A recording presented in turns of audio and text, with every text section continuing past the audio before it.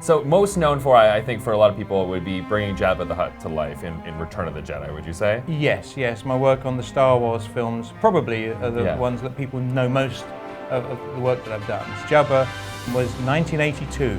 Yoda was, if you could go back 40 years exactly, I would be working on Yoda right now. So, as a hand puppet that performed a character, Yoda was the first one, and I was so lucky as a second-generation puppeteer to be part of that legacy. That I was on the first ladder on day one. But what goes into bringing Yoda to life? Yoda is pretty much a traditional hand puppet, where the puppeteer's hand goes into the head, the thumbs becomes the jaw, the second and third finger are the lips, and the middle finger goes up into the eyebrows to make the eyebrows move.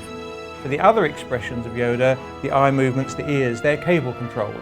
So long cables come out of Yoda's puppet body, and you have puppeteers operating that. So it's a team of 4 people to bring Yoda to life. But I think we tend to lean to CG now for some reason. Well, I think for producers and for the way they make films these days, it's easier to do with CG. You can make your final decisions as the final film's coming together, because you can do the animation and the render and just adjust things as you want to.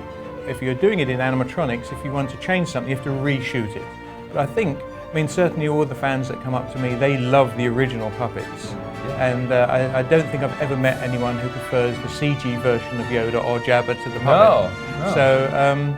So I think that's what's wonderful with J.J. Abrams, is bringing back the animatronics, and my old friend Neil Scanlon building some great stuff for the new Star Wars films. The other side of the spectrum, from Yoda to Jabba the Hutt. Yes. Now that's a whole different ball game, I take it. How many people go into bringing Jabba to life? Well, usually around about 6 puppeteers. Wow. Having worked on Yoda, I got a call from Stuart Freeborn while I was working for Jim Henson saying, would I like to be chief puppeteer for Jabba?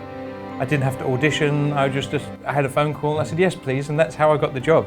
So 2 of us were inside what we nicknamed the cockpit, which was a big fiberglass chest piece that was self-supported, with holes for our arms. So we'd reach through the holes, they would put big rubber Jabba arms on our arms with big finger extensions, so because he's got like 3-fingered hands, so we would put on the gloves.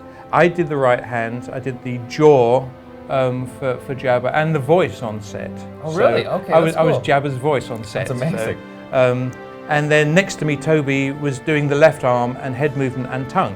So we had to work together to keep the cockpit working properly. I was going to ask, because one of the main elements of Jabba the Hutt is the tongue, as creepy, as weird as it is. So that is somebody controlling, it's its own thing. Well, it's basically a glove. It's basically you put your hand in there, and so by doing that, you can actually move it around. So that's what Toby was doing with his right hand. That's awesome. He was just using his hand. Yeah. So it wasn't a complicated mechanism, it was just somebody's hands. They're really straightforward. And for the most part, in the Star Wars saga, Jabba's kind of just hanging out in his palace, but then we see in Return of the Jedi, of course. Spoiler alert, if no one's seen Return of the Jedi, it's been some time. Yes. But Jabba's demise. Yes. Where Carrie Fisher, Princess Leia, throws the chain around him and strangles him. And that's it. It was a little bit more complicated to do.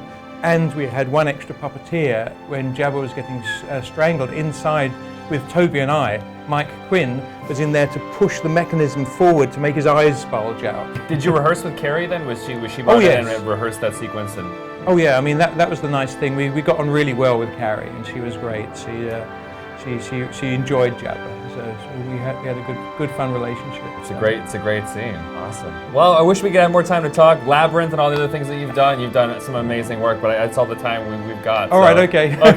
Well, maybe next time. Yes, okay. Thanks a lot, David. Cheers. Thank Thanks. you. Great speaking with you.